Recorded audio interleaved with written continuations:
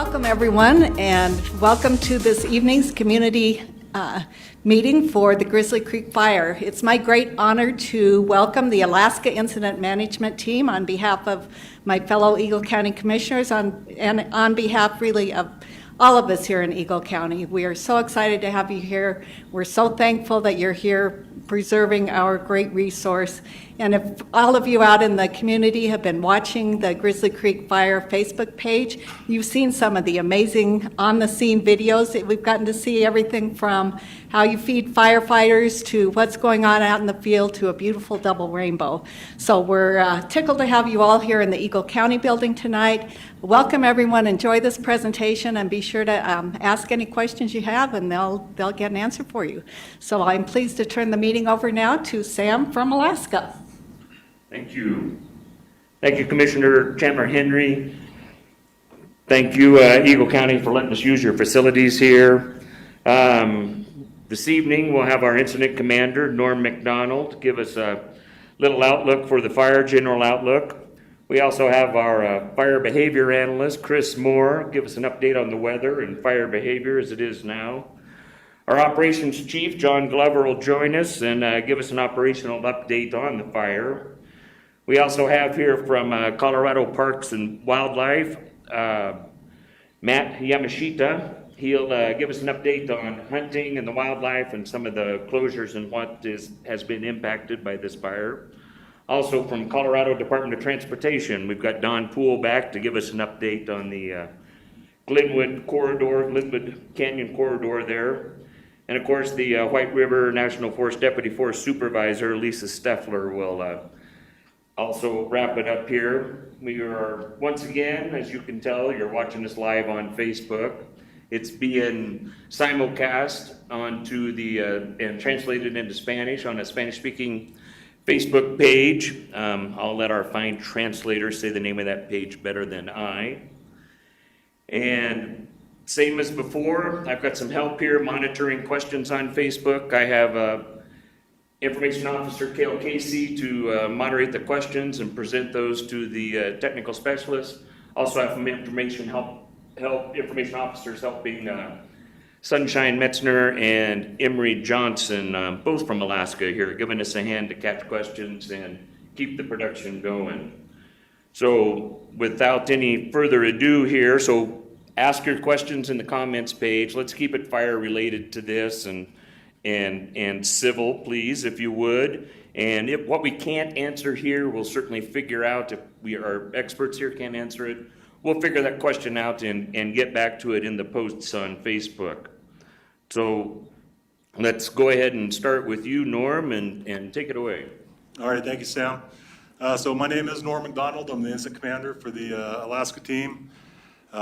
We arrived in Denver here about a week ago. I think we've been on this incident for 7 days. So we're just really glad to be here, glad to help. These meetings, this type of public meeting and community meetings are something that we do on every incident we go to.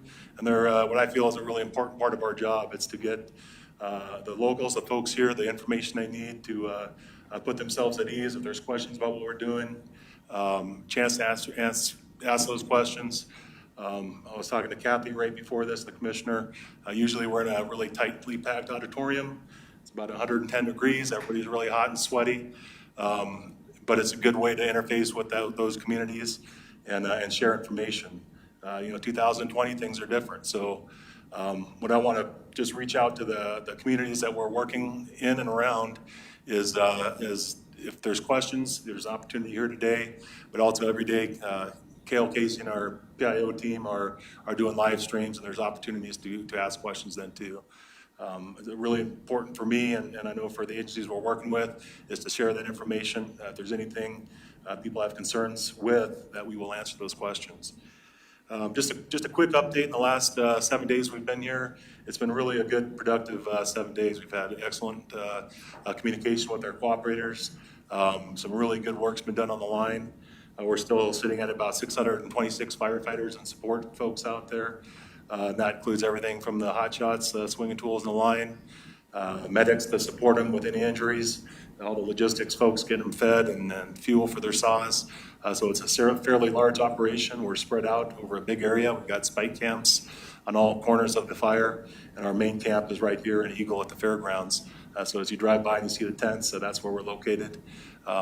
It's a interesting operation. Again, 2020 has been a challenge, but really we're working around. So I look at it, with this fire and any incident we go to this year, we've got our number one mission is always firefighter and public safety, and usually we're talking about the fire risk, and this year that includes the COVID as well. So we're spread out to social distance. We have units as our modules of one working the field. Groups have been together all season just with those 20 people, those hot shots. So we're finding ways to feed them that we haven't used before. We're finding ways to communicate that we haven't done before. So there's challenges, but there's also some really good opportunities and some learning lessons for us that we've used on this fire and will carry forward with us. As far as the fire goes, we have our operations section chief here, can go into details, but again, we've made some really good progress last week. There's a couple areas of concern we're still working on and a lot of focus going on too. But if you look at the north edge and that west side of the fire, a lot of that line that was open and exposed and hot is now, we're calling that contained. South side is still some open line in there. We got folks in there working. John will go into some of the details with that. And then on that side towards Glenwood Springs, just north of Glenwood, that's our big area of concern, our focus, our priority on this incident for right now. And we're working hard in there to get that secured. So again, it's been a real productive 7 days. I will say the community and the folks we're working with here, the cooperators, has just been an outstanding. I think the relationships we've got have showed. Yesterday we had a little pile up on I-70. We had some potential for some rains and floods, and the communication that went around between CDOT, our team, the troopers, folks up on the line, the emergency service folks, it was just outstanding. And we really, within just a matter of minutes, we had a plan in place to mitigate those hazards, those risks, and just work together to make sure we can continue our operation. And that hour or two of high intensity just really showed me that we got a good team here, not just with the Alaska team, but all the cooperators and agencies we're working with. I think that's what I had to share with you. We've got a good group of experts. Sam, I'll turn it back to you, and you can run through the gauntlet there. Thanks. All right, next up will be Chris Moore. He'll give us a brief on the weather and fire behavior. We'd like to get the weather and fire behavior before our operations chief, because quite frankly, the weather is what drives what operations does out there in the field. So take it away, Chris. Good evening. So as Sam said, I'm a fire behavior analyst, and my whole job on the fire is to interpret how the fuels, weather, and topography interact and try and forecast where the fire is going to spread and the intensity and how far it's going to go. So with me most of the time, or almost every time, we have an incident meteorologist. That incident meteorologist is back at camp briefing firefighters who are going to go out for the evening. So I'm going to cover both the weather and the fire behavior, and weather is being the most changeable or variable part of how fires burn. Can we put up the matrix, please? So this is one of the tools we use for the weather, and it's just a matrix of what's going to come for the coming week, or the weather that's going to come for the coming week. And today was a critical fire weather day. We had strong winds, we had low RH, and we had a lot of potential for that to interact with the fire and increase the fire behavior. But so far that hasn't happened yet. Everything looks really good on the fire, and this is what we call a test day after we go through having suppression on the fire for a number of days or weeks. Having a day like today, make sure we don't have any weak spots in our existing line and make sure we have our bases covered. So if you look to tomorrow, we have a cold frontal passage tonight, so tomorrow is going to be a little colder, and there is a slight chance of rain tonight, maybe 1/10 of an inch at the most. And then as we look into the week, we start warming up, and by Thursday, Friday, we get back into another hot, dry, but not as windy pattern. So once again, coming up the end of the week, having hot and dry will be another test of how we're doing on the fire and the potential for the fire to spread. So fire behavior, or the way a fire spreads, is controlled by 3 factors: the fuels, the weather, and the topography. So when this fire started, the weather was hot and dry. It started in the bottom of the canyon and it had the slope to run up. and the fuels, the actual things that burn, were also hot and dry because the summer had been so hot to that point. When you have a campfire or a wood stove, you don't take a wet, large log and throw it in there and expect your fire to burn hot. You need to have dry fuel, which is what happens when you have a very dry summer like you've experienced here this year. And then you normally have smaller fuels that you put in there first to get those larger ones to take. And that's what happened when this fire started. It was hot, dry, windy, just like when you blow on your campfire to try and get it to burn a little more. The wind blowing up the canyon spread the fire quite rapidly. And then the slope aided that fire spread. Fires burn much faster uphill than they do on flat ground or going downhill. Can we put the map up, please? So where we are today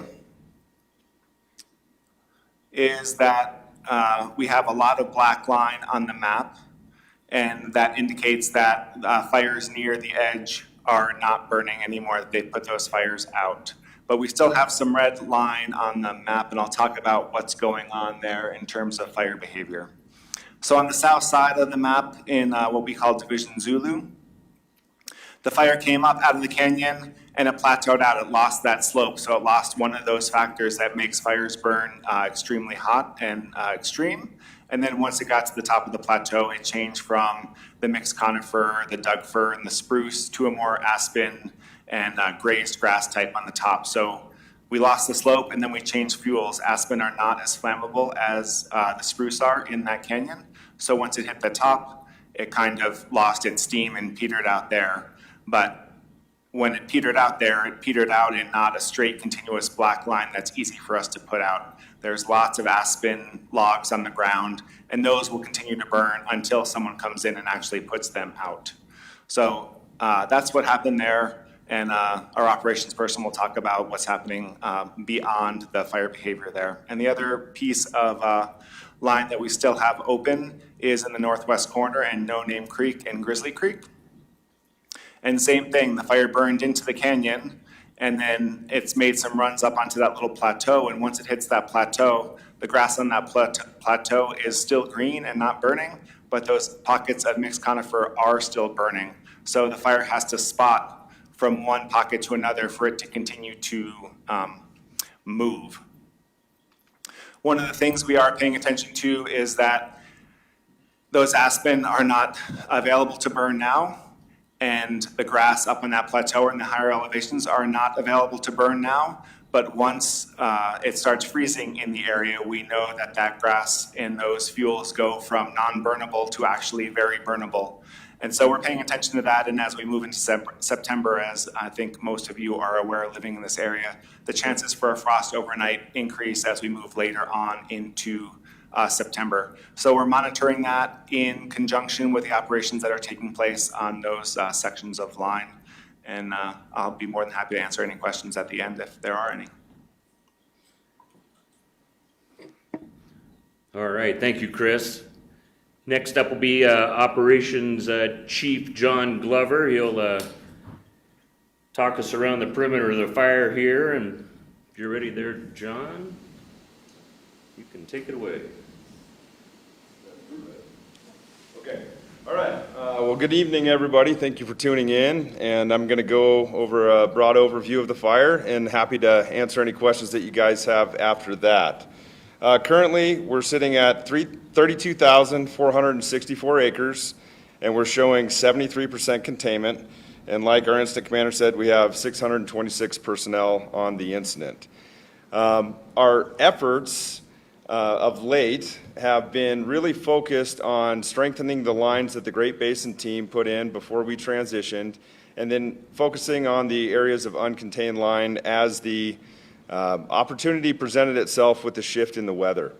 As you guys know and experienced, we did have basically a pretty substantial change in fire activity and a little bit of relief in the weather over the last few days, which enabled us to attempt a more direct approach in suppressing the fire. Our goal is to minimize acreage spread as much as safely possible.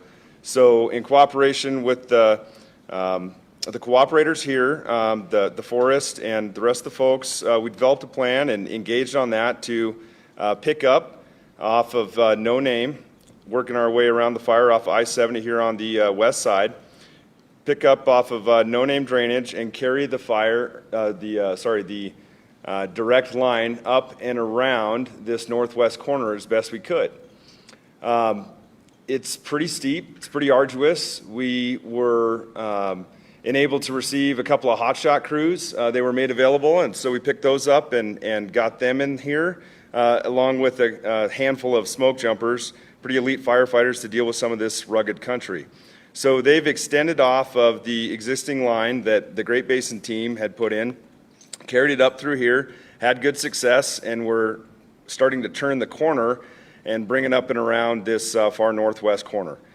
This ties into a scree field in here, so we inserted a couple more hotshot crews up on top to lock this piece in on the north end here, just below what you see on the map as H2. The objective here is to try and keep it out of as much of the available fuels that are just outside of here as No Name Creek heads to the northwest. There's a fair amount of fuel in here, and we're trying to keep it out to protect the values at risk down here in Glenwood Springs. The crews are reporting back that they're having a good amount of success. It's going on pace with what they were thinking for timelines. Support has been relatively easy to provide for them in the way of rotor wing, water suppression, and also logistical support, even with the challenging weather days that we experienced yesterday and today. And like Chris said, this has been a bit of a test for us over the last couple of days. When we're getting gusts up here to 40 miles an hour and we're still not seeing large perimeter growth, that means what we're doing is working, and we're having success in gaining depth and extinguishing the heat in here. So a lot of effort is being focused in this area to limit the potential spread to the northwest. As I've told you guys in some of the Facebook updates daily, and Karen has as well, my counterpart, this area along the east side of Grizzly Creek drainage, there is not a safe opportunity to engage ground personnel in here where it is slipped and kind of slopped off of the canyon rim.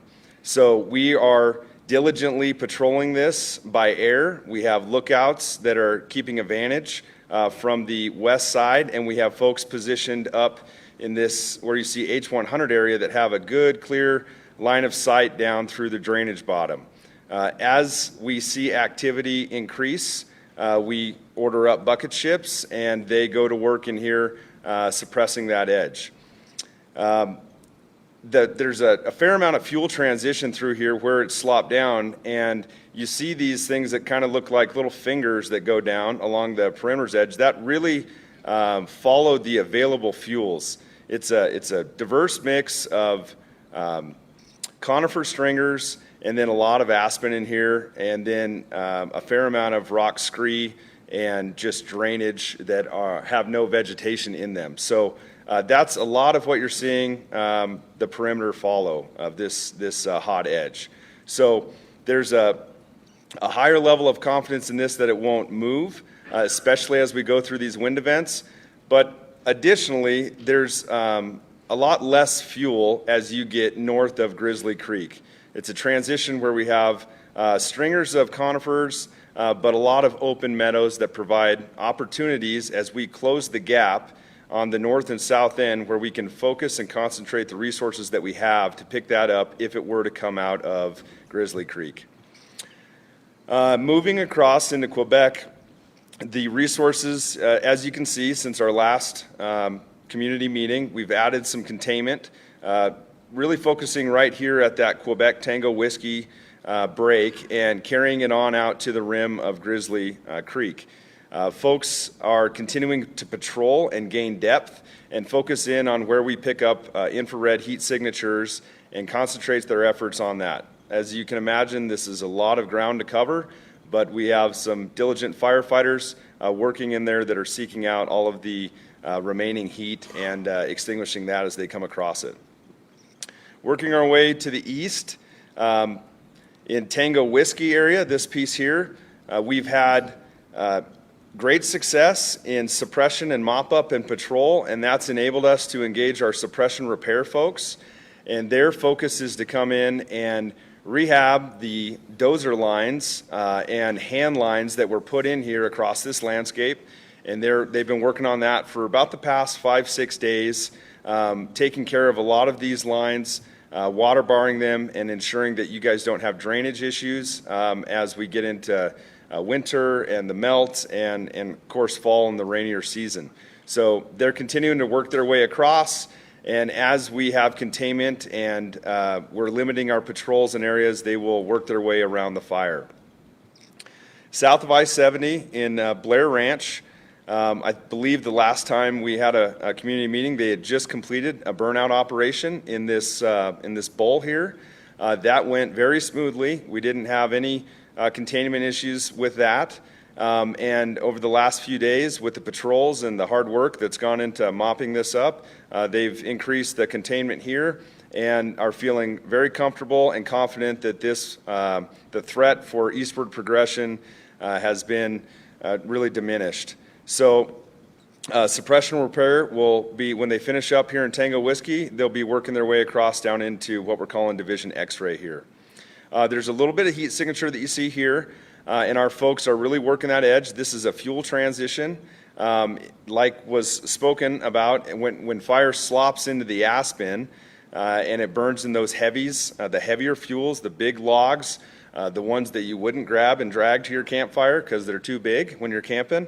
It's really burning heavily in there, and so it takes a fair amount of work and water to get in there and extinguishing that. So that's why you see some signatures in this area, and as the root systems weaken, or if we get these big gusty winds, sometimes that knocks trees down and it causes us a little bit of problems. Another thing that you'll see, and a reason that you're seeing some signatures in here, some of the most efficient way for us to mop up is to do a tactic called bone piling. And that's where we take fuel that's been charred, and it's very labor intensive to try and extinguish the whole single log. What we will do is we'll stack them, and then we'll let them burn, and we'll stay with that and extinguish the pile once it's consumed. It makes for a more efficient way of mop-up. So that's part of the reason you're seeing some of the signatures in here. But that is staffed and that is monitored, and the folks are camping right up in this area, so it is monitored 24/7.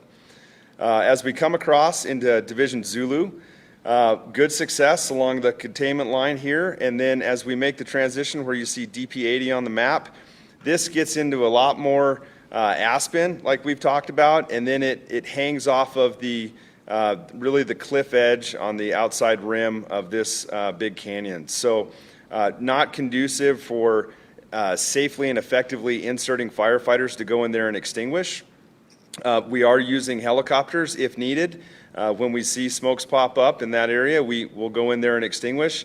And a lot of that we're trying to let the fuels consume while still monitoring it from up on top. We have contingency lines in place using existing roads and dozer lines that we've connected. And up on top, it's a fuel transition into grazed meadows, which are very conducive to catching fire if it were to come out of here in some weather anomaly. As we come across the outside rim here in Zulu, we're still continuing to go direct on that. We have personnel that were just ordered, the orders were just filled. They've been ordered a while ago, but as you folks know, we're in a high fire risk all the way across the nation, so that limits resources. But we've been getting support, and we just got a couple more hotshot crews that we'll be inserting in the next couple of days, and they will be providing some force multiplier in this southern area to extinguish this and create some more containment. This is still being patrolled and monitored with engines and with equipment. Transitioning through Division Alpha, good containment in here. This is monitored and patrolled every day. They're gaining depth off of the control lines for mop-up and seeing some heat signatures in here. The folks are working in that area. I was up there yesterday, and my counterpart was up there today, and folks are working diligently in this area to suppress those heat signatures. And like I've told you guys in the community or in the Facebook posts, this piece right here from H25 down to I-70 is not conducive for inserting ground personnel. It's just not safe. The fire's edge has backed straight up to a rock scree that's about 50 feet wide, which is wider than most of our dozer lines, and it's holding well in there. We just don't typically put map on, or black on the map unless we've run our hands through all of that edge and we can feel it cold. So we're doing our due diligence, and when activity subsides a bit on some of the air traffic from our cooperators in here and other agencies, our intention is to fly this with infrared capabilities, and once we don't see any heat in there anymore, you'll see black in there. And I understand that it's a concern because that's what looks like an open and active edge right close to Glenwood Springs. So the other part of this is we're supporting the local forest and cooperators with initial attack capabilities. And we have a task force of engines and overhead and equipment, bulldozers and water tenders that are pre-positioned on both the east and the west side of I-70. So we have the capabilities of responding either direction to support. That we've been called into action, or we haven't been, but the Eastern Great Basin team was called into action a couple of times. So we've followed their lead with that, and we're poised and ready to support, especially as we go through high fire weather danger days like today and yesterday. Additionally, we have a night division that is patrolling all the way through the I-70 corridor and any problems that we identify during the day shift. And that's comprised of a task force of engines and water tenders and miscellaneous overhead that are available to respond for any new initial attacks, and also any areas of concern within the corridor that are identified by anybody else. So they're diligently patrolling this 24/7, and I would just encourage the residents here that if you see stuff within the containment line, we are on top of it. We are patrolling it. Every half hour we have people cruising up and down this road looking for this, along with our air patrols, and our night patrols are consistent as well. So if you see stuff in here, we're on it as best we can, and I would just encourage you that unless it looks really, really, really abnormal, we probably don't want to tax the local dispatch with calls on stuff within our fire perimeter. We know it's lightning season, and there's a lot of ample opportunity for new starts, so if you see anything outside, please pick up that phone and call it, and we'll be supporting the local area and responding as well. I'm happy to take any questions after the meeting, but I would like to say a big thank you to the surrounding communities for all of the support and the signage and everything else. Everybody has welcomed us very, very strongly, and all of the firefighters on the ground really appreciate it. Thank you. Taking just a little pause here as our translators tag team back there. Thank you, John. Appreciate that. Next up, Matt Yamashita with Colorado Parks and Wildlife. You've asked a lot of questions, and we said that we'd find the experts, and turns out to be Matt. Matt, welcome. Thanks, Sam. I'm Matt Yamashita, Area Wildlife Manager for Colorado Parks and Wildlife out of Glenwood Springs. A couple of the main topics I wanted to discuss tonight are the upcoming hunting seasons. There's been a bunch of questions coming in both to our office, to some of the other fellow management agencies, and to the incident command team. For starters, this year, one of the questions that has arose repeatedly is asking if we're going to be canceling hunting seasons. We are not going to be canceling hunting seasons. We have made some accommodations to folks that are going to be affected. Their hunting season would be affected by this fire. Just for a quick summary of what's to come this fall, archery season begins statewide on September 2nd, so in a couple days. That's followed by muzzleloader season, which begins on September 12th. And the rifle seasons, our fall rifle seasons begin October 10th. So we're not sure, nobody's really sure when and how long this fire will last and where it will continue to impact. Currently, between White River National Forest, BLM, they have public closures in place. A lot of those closures are to facilitate firefighting efforts as well as protect the public. difficult, like I said, to predict how long this is going to be and what the duration of those closures are. I can say that those closures are being reevaluated continually as the fire continues to change and the conditions change. They've included CPW as a partner in evaluating those closures, making sure that they make sense, understanding that our constituent base is comprised of some of the hunters that are going to be affected. One of the things that we are considering is hunter access along with hunter safety. We want to ensure that while people have the desire to be in these areas hunting during this fall, we want to make sure people can do so safely.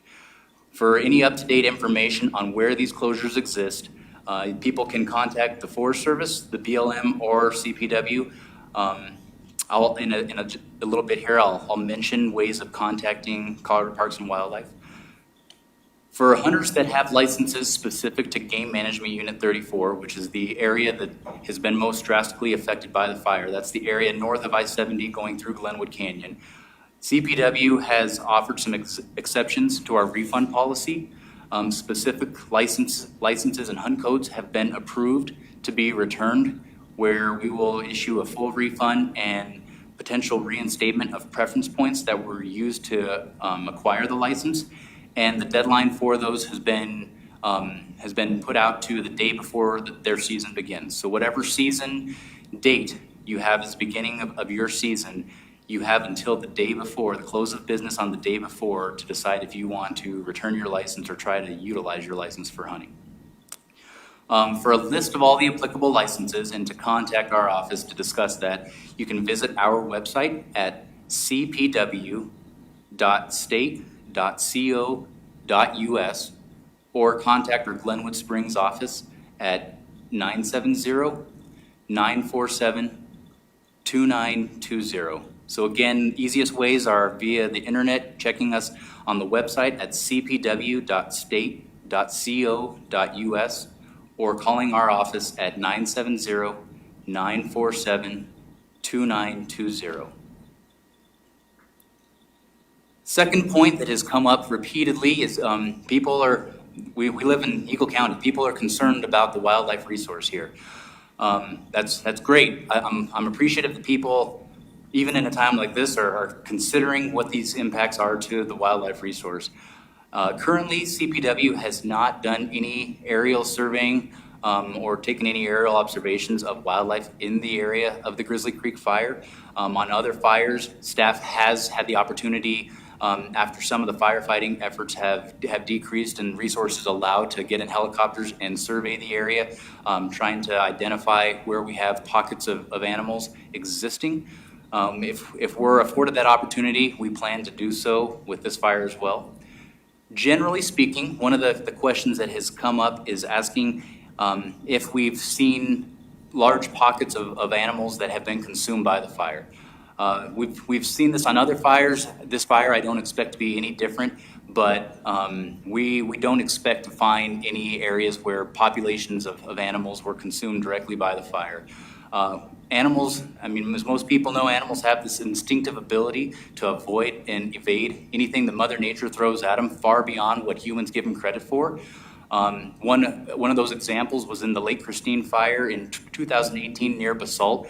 And again, we made aerial observations on that one. We did several ground surveys post-fire, and we were not able to identify any areas where animals were consumed by that fire. There are areas where small mammals, rodent species, reptiles, other ones that choose to retreat from fire by hiding under rocks and some ground debris. Some of those species are directly impacted as that fire comes through the area. We'll be able to go through and evaluate some of this after some of the fire activity decreases later on this fall or winter. One of the things that has come up with regard to wildlife and how it correlates with fire came up with some of the other fires we've had recently, and again with this one, is that fire is a bad thing for the wildlife resource. The term burn scar is often used to describe the post-fire landscape, and as people, we often take the term scar and we associate that with something that is left after damage or injury is sustained. For resource managers as a wildlife management agency, wildlife doesn't view fire as a scar. They're not looking at this fire to see what has happened. They're not seeing the black on the earth side, but they are forecasting what's to come and what will be. Mother Nature has an amazing ability to restore what's going on with the environment, and wildfires often clear some old decadent growth and allow for areas where that growth has become stagnant to be rejuvenated. So from a wildlife management perspective, managing populations of animals, fire typically provides a landscape level habitat management that's really, really conducive toward bolstering wildlife populations. People have expressed concerns that the animals in a time like this are overly stressed. It's very apparent, people want to kind of superimpose what our feelings are on wild animals. Obviously, in a situation like this, these fires, from whatever aspect do clearly put a lot of stress on humans. Fires are a natural event that they typically cause temporary stress, if any, to wildlife. They know how to negotiate them, and generally it's not very impactful as far as the animals on the hillside are concerned. Speaking from experience, some recent experience that folks around here might be able to draw from, in 2018 after the Lake Christine fire, we saw deer, elk, turkeys, bear. They were all physically observed by CPW staff returning to some of the blackened landscape literally days after that fire had passed through there. There was still heat in the ground, and animals were already seeking to establish refuge in some of those burned areas. The number of animals that sought those areas out was higher than would normally be occurring that time of year, which just indicated to us that the burn had actually drawn animals into the area. One of the biggest things for us, as far as evaluating stress on the wildlife in this area is right now we've had a lot of this landscape closed to human access for the past 3 or 4 weeks. That in itself is probably the biggest relief that these animals have seen or will see in the foreseeable future. Humans, although we don't intend to influence animals and affect any kind of harm on them by means of just going out and recreating on the landscape, we inadvertently can do so. So us not being in the area for a while and giving them a little bit of a break from being chased around by us as we pass by in our cars and on our bicycles isn't a bad thing. So while the fire may displace some of these animals temporarily, us not being in there harassing them as a species is a good thing.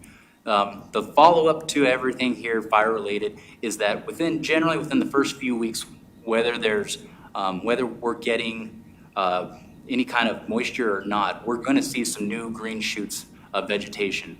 As we start getting additional moisture on the ground, that vegetation is just, it's amazing what that landscape will do. That always provides an extremely high quality forage for the wildlife resource. You take a drought year like this, and a lot of the surrounding areas that have not been touched by fire are currently brown. The grasses have lost a lot of the nutrient quality. Areas like this within the fire perimeter, they're going to be green here before long this fall, and that's going to offer some of the best forage for wildlife in the area. So realistically, on a landscape kind of scale, this fire is actually achieving some management habitat projects, objectives that we as wildlife managers are longing for. This is the kind of thing that we that really changes and can sculpt what happens with a wildlife population into the future. So hopefully that helps provide some context to what's going on out there from our perspective. I'll be around here to help answer questions afterward. One of the things that I would like to point out, I think we have some photos available. Some of these photos were photos that were taken by CPW staff of the Lake Christine fire that I was referencing. So the Lake Christine fire came through in beginning of July 2018. The photos, you'll see a series of photos here where there's just, this photo here is blackened landscape. This is what it looked like on July 7th. So obviously that's something that leaves a lasting image for us as people to interpret. As we progress forward throughout the summer, this is another one from July. It doesn't look very hopeful, very promising there. Moving forward into August, this is how some of the brush species respond. We hadn't received very much moisture by August. However, even the brush species were responding by rejuvenating. Grasses were already starting to repopulate some of these areas. Again, minimal moisture, but the landscape wanted to recover.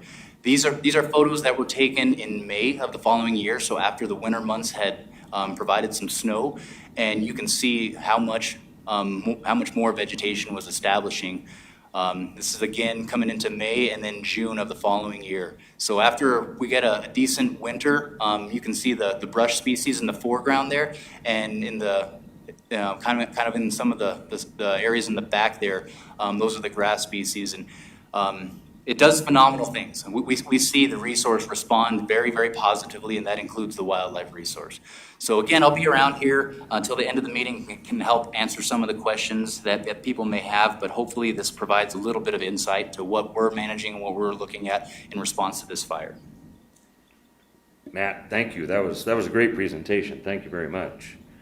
Now with Colorado Department of Transportation, Don Poole. Go ahead, Don. Good evening. Couple updates on the I-70 corridor. XL has completed their power line work. They're getting all their equipment off of the westbound lanes. We will be getting everything back up and running in the rest areas. It'll take us a few days for the rest areas that were shut down. We have to get our water systems back up and running. Our wastewater treatment systems take a couple days to get back up and running. Today we had a chance to get our geology team and our hydrology team in a helicopter to fly the canyon, take a look at rockfall areas, new areas that may end up being bigger rockfall areas than they were because of loss of vegetation. But all in all, it looked very well in there. They took a lot of video. They took a lot of pictures. They went back to Denver. They're going to review all that. They're going to see what type of mitigations that they will have to put in place, if any. And if that happens, we will probably see something this fall actually take place with the mitigations.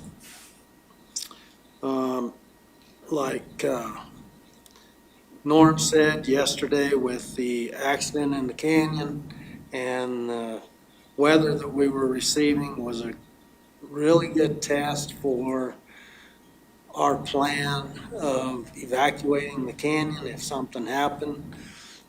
We closed everything within a matter of minutes on both ends of the canyon. The only thing we couldn't do because of the accident involving traffic at the 121, we could not clear the traffic that was stuck behind the accident. Had it not been an accident in there, we would have had the canyon cleared probably within about 20 minutes total time. So that really was a good test for us. We are going to continue to keep the rest areas closed as long as we have the spike camps in there. And until we're out of the danger of a weather impact causing flooding or some type of debris flow that would cause us to have to evacuate. We do not want, working with Eagle County and Garfield County emergency management teams, they do not want a flood or debris flow situation to turn into a search and rescue.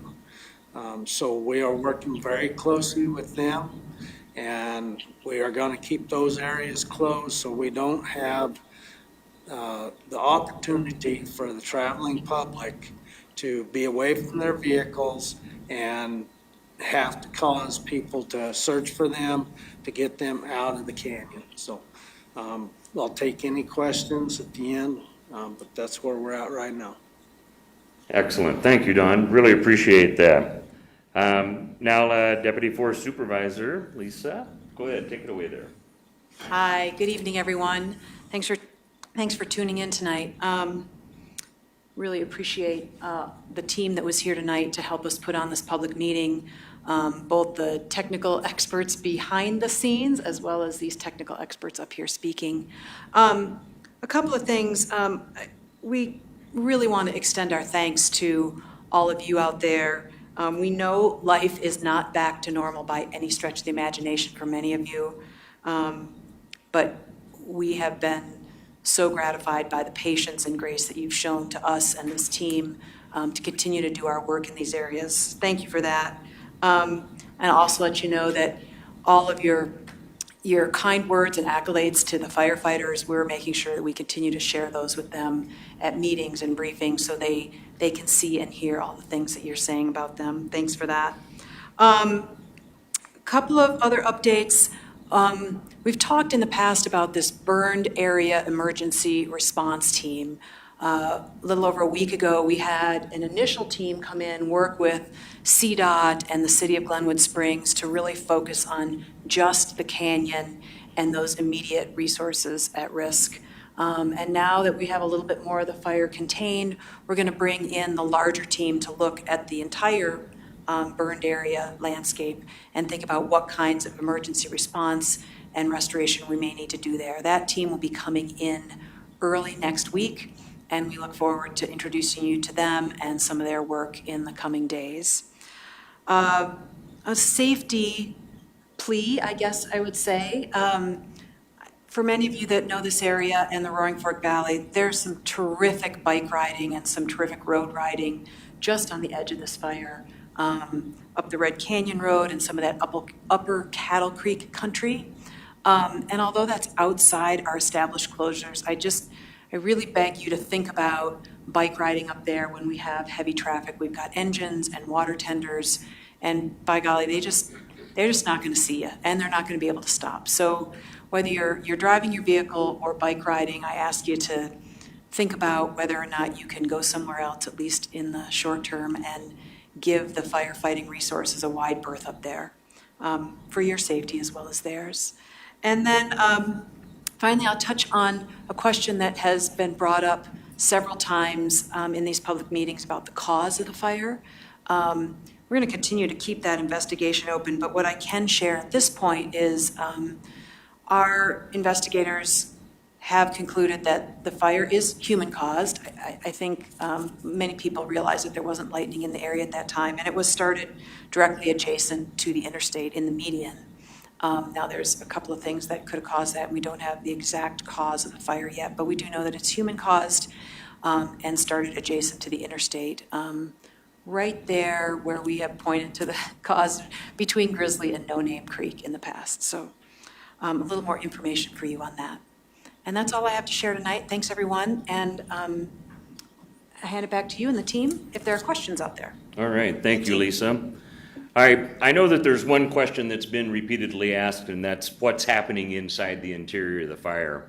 And I'm gonna jump you right up here, John. We have a product, it's a Google flyover of the fire, and we have an infrared flight. The plane flies across the nation and covers all of the fires, and in a busy fire season like this, there's multiple planes making flights so that all of the fires can be covered. And then they'll pass over a fire in the middle of the night with an infrared camera, and it'll detect points of heat around the fire perimeter, and the interior of the fire. And this map here reveals some of that. And if you could show that to us there, John, Emery, if you need to help him out. Okay, so the question specifically is what's going on in the interior of the fire there, Sam? It is. People are concerned about they're still seeing smoke and what's going on out there, and just kind of explain that we do see some heat out there and pockets of fuel that are left. Okay, so I've had the privilege of flying the fire quite a few times over the last few days since we've been here, and there definitely are what we call unburned islands of fuel interior of the perimeter. This is very common. Fires consume what's available to them through the intensity or whatever is driving them, whether it's slope or wind. And sometimes there are pockets that aren't as available at that time. As you progress throughout the days afterwards of that initial burn, you come into time in which that fuel is now more available. I feel like I'm a little bit in Chris's lane, so I'll let you back this up afterwards. But the bottom line is there are pockets of unburned fuel. To tag off of what Matt was saying a little bit about fire being good for the ecosystem in some areas, you guys can see right where I'm dragging the cursor here, there's actually some prescribed fire units that were burned in the last couple of years in here, and they're some of the few remaining lush green areas. This fire, even with all of its intensity, slope and wind driven, did not take out those pockets. And we don't anticipate that either. It was a very well executed prescribed fire that has stayed and maintained throughout this event that we're dealing with here. So in some of these areas, we have pockets of unburned fuel. The ones that are well interior, they're not as much of a concern to us at all, although we do see columns lifting off of them at times, especially on these days that we think test our line, these critical fire weather days. Where we're concerned is if there's any of those pockets that are relatively close to our perimeter. And there isn't a set distance that I can give you. It really depends on alignment of fuels and topography and what's really on the other side. For example, up in an area right here, if we have a green island, which you can see on the map here, it looks like we have a green island that's unburned. If that was a stand of mixed conifers, spruce and such like that, that would be an area that we would be concerned with potentially if slope and wind aligned to come over our perimeter here. This is an aspen stand, so we're not concerned about ground to ladder to crown fuels or fire because, as you guys know, the aspen around here don't have branches that go all the way to the ground. So that is kind of the simplified ground pounder answer, and I'll let the smarter man in the room, Chris Moore, answer the technical side of that question. And I think we have some more questions for you, Chris. So, Cale, if you would.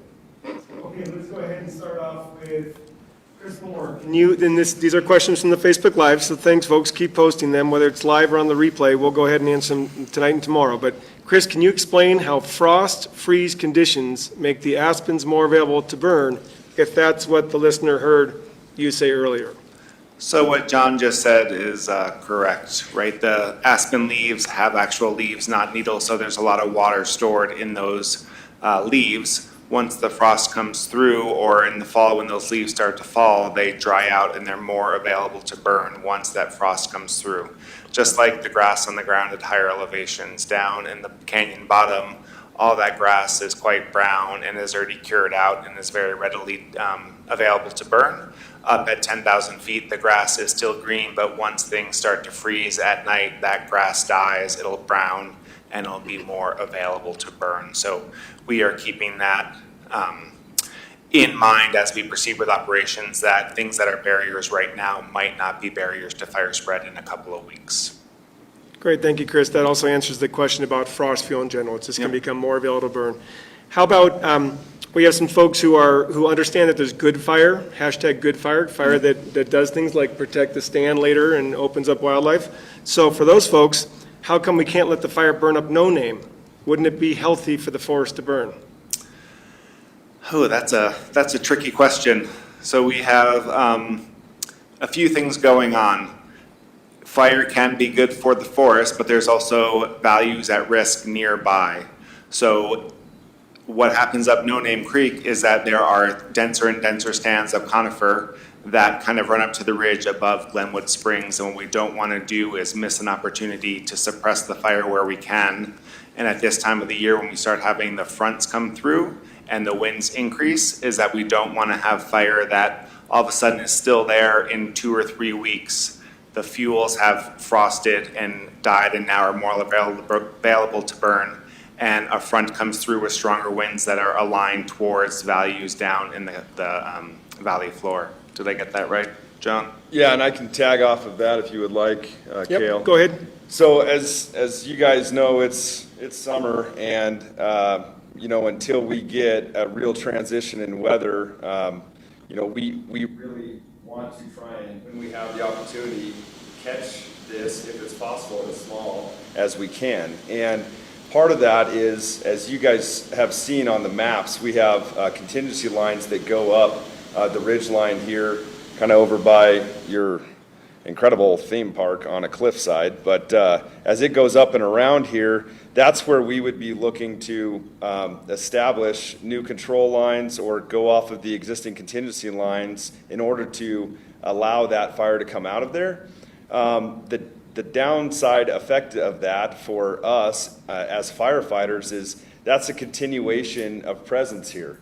And I don't mean that in a negative way, but anytime that we're exposed out here to a fire perimeter and to the hazards associated with that, we try and limit that as much as we can. And there's a very challenging logistical support to try and feed and shelter folks up on a ridge line up here.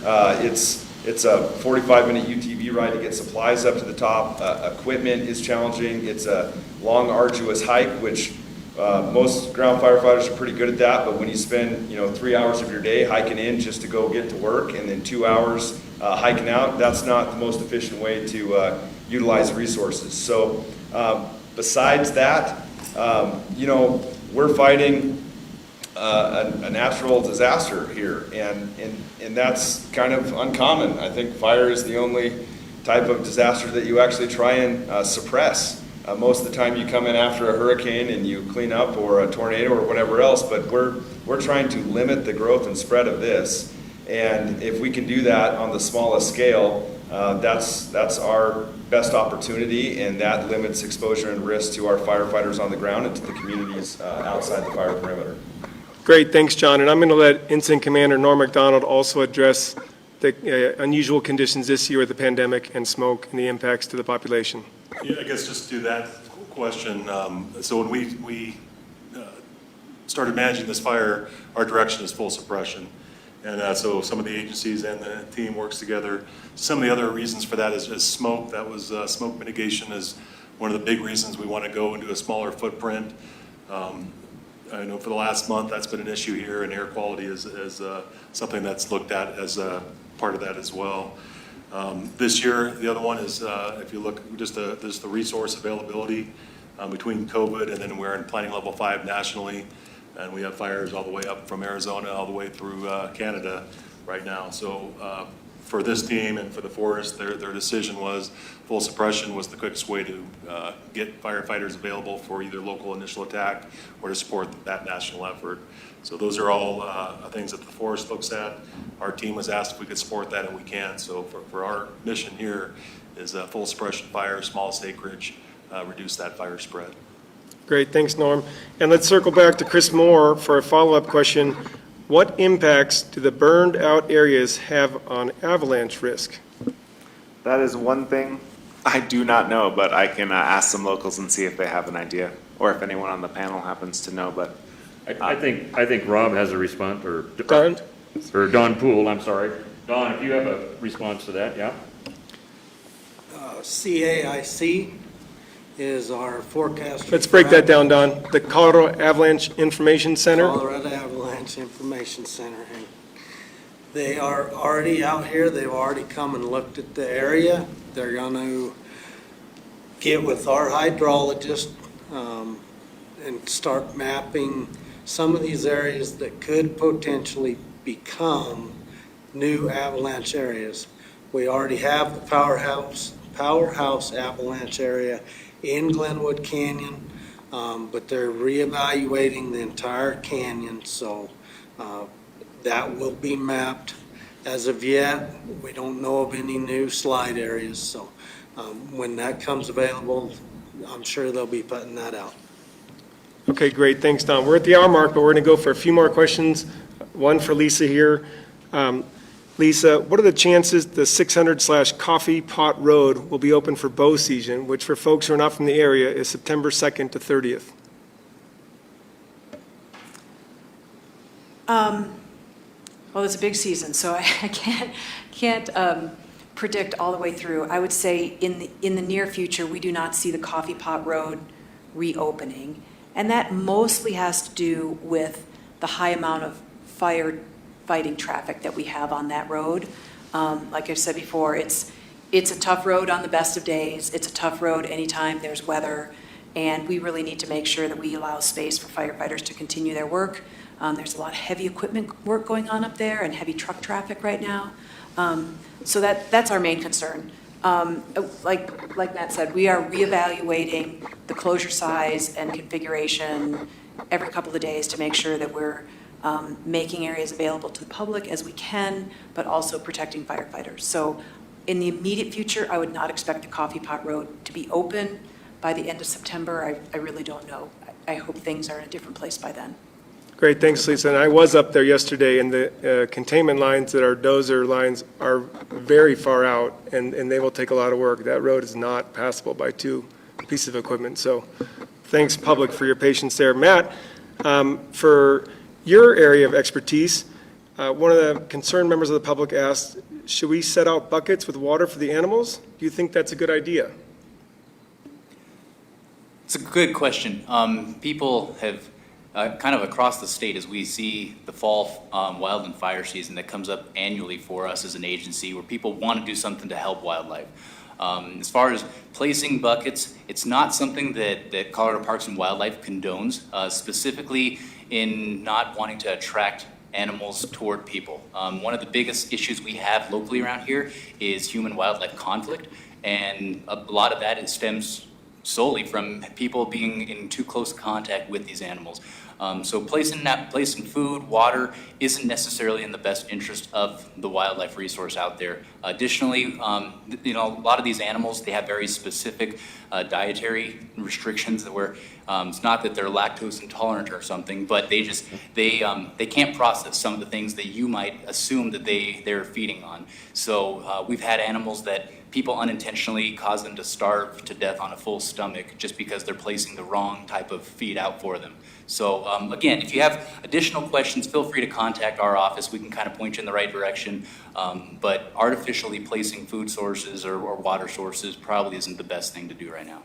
Great, and one more for you, Matt, and then we'll have one last one and we'll close out for the night. So Facebook audience, keep asking your questions. We'll address them throughout the evening and tomorrow. Matt, will hunters be able to use the forest area, meaning Pine Gulch and Grizzly Creek fire areas? And I'm just going to assume that means if a closure were lifted. If a closure were lifted and allowable, access to that area were allowable via the BLM or the Forest Service, then yes, hunters can access those areas, utilize their the licenses that they hold for this year. So for instance, if somebody was holding a third rifle season license for the area, that's not coming around till November. There's likely a chance that things are going to be a little bit different come November. If some of those closures were either lifted or narrowed in scope, then somebody that wanted to go into those areas during that period could do so. Okay, great. And Matt, do you expect any population declines in big game due to this fire? Honestly, difficult to predict. Leading up to this fire, we had a fairly severe drought season. That obviously has an effect on the wildlife resource. As a result of this fire, as I mentioned previously, a lot of times fire does just the opposite. It actually bolsters some of our herds in the area, produces, forage, produces some different things that the resource really needs to do to recharge. So we'll know better come our winter aerial surveys. We'll be flying some of the area, and we'll have a decent idea. People that are interested, please stay engaged with us. We're always willing to share any information we get. So we do our counts typically in January of every year, and hopefully we'll have a good story. Okay, great. And we'll close out with one last for John Glover. And just for the folks who asked a lot of questions of operations, including things like mop-up, what does that look like? We have been posting a real transparent campaign so you can see what's going on in the fire line. Today we posted a video of the Yukon fire crew mopping up. So for the kind person who asked that question, go back to Facebook this morning and check that out. You'll see people cold trailing and dust flying everywhere, and you'll be able to see exactly what the crews are doing. But for John, in a follow-up, in one of your previous statements, you or an ops chief may have suggested that no-name section might be contained by the end of the week. Is that your estimate, assuming this weather holds this week? Assuming this weather holds, yes, I would anticipate that we have containment around from, well, H12 is in here, but up No Name, out around the perimeter, and tying into the top of Grizzly Canyon out here to the west of it. So yes, I do anticipate us locking that piece in by the weekend. We should have that, and we'll definitely give operational updates every morning, as you've been posting there, Cale, to appraise the public of that. Now, with that being said, like I mentioned earlier, we're fighting Mother Nature here. So if a weather anomaly comes through, we'll adjust and evaluate. But if things stay static and the way it's predicted, we see a high probability of success of completing that. Okay, great, John. And I got approved for one more question for Don. For CDOT, Don, kind of a long question here, but we'll go with it. Cottonwood Pass is a go-to when I-70 shuts down, which is hard on the community along County Road 113, which is a country road that narrows to one lane in spots. What can we do about the impact of heavy traffic on that road? I realize this is a county road, but do you have any advice? Thanks. Well, with Eagle County and Garfield County, we recommend that Cottonwood Pass is nothing more than a route for local traffic only. We do not advertise it as a different alternative for I-70. We do not recommend in any of our information that I-70 traffic take Cottonwood Pass. The biggest problem with that is Google Maps and iMaps reroute to that and other roads that should not be used.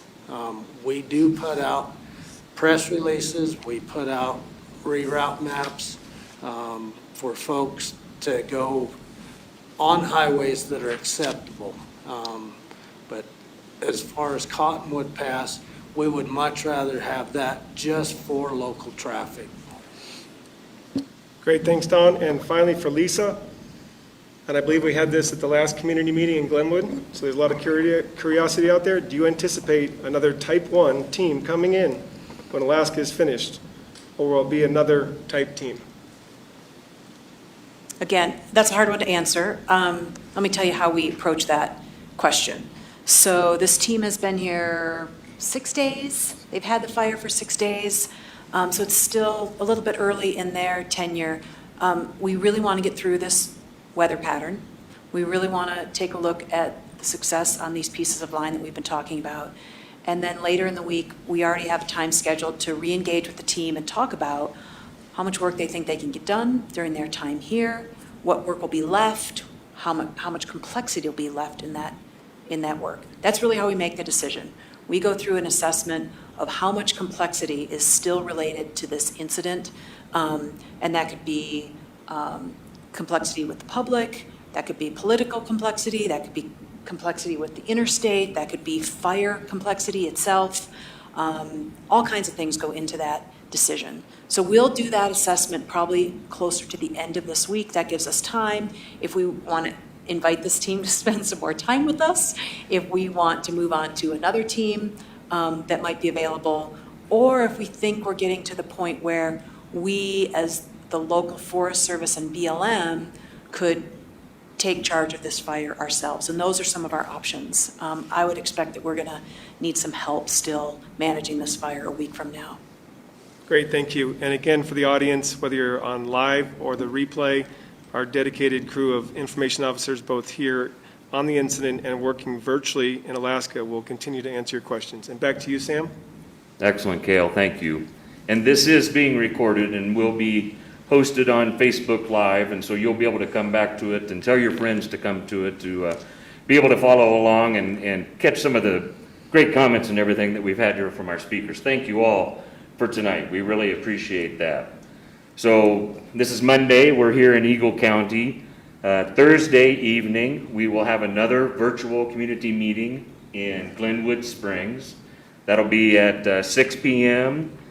And you'll find us here on the Grizzly Creek Fire Facebook page, same as you found us tonight. So that'll be next Thursday night. We'll be broadcasting from Glenwood Springs and also translated into Spanish then. So as Cale said, we'll continue to answer questions as they turn up on Facebook.